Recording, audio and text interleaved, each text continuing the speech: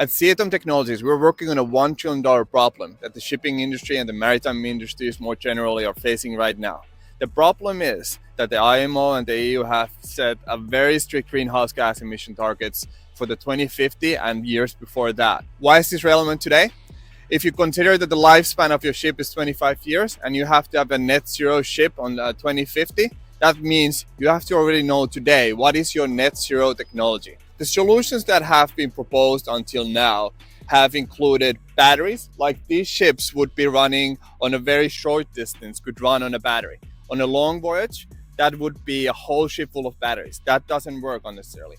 Hydrogen, very tricky to handle. Even NASA, SpaceX, they can't handle hydrogen. There's ammonia and methanol that have been, those are on the forefront of a lot of ship owners. However, if you want green fuel production, you would need the whole renewable production capacity of the world to create these fuels.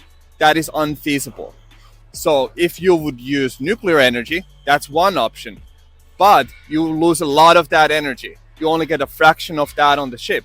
So why wouldn't you put those nuclear propulsion systems right on the ship, like they're now doing on the military and have done it decades already before now? In the latest ship owner survey now, there is a huge surge in popularity among ship owners to actually have that nuclear option studied. And this is not because they will love nuclear, because they see the problems in these other alternative fuels and technologies that are out there.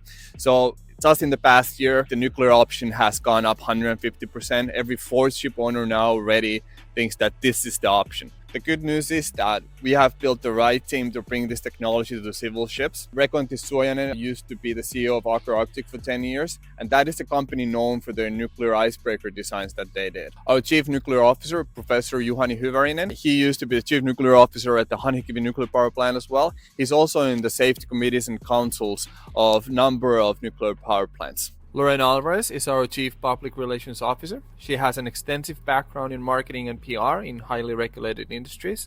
She is behind the voice and brand of the company and has also filmed and produced this introductory video for you here.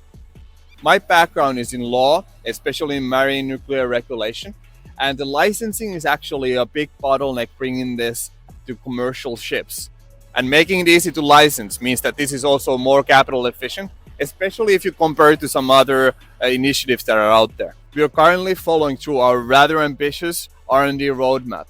We're currently looking for commercial, technical, and financial partnerships. We have interesting updates on all of these areas shortly. Looking forward to seeing you around soon.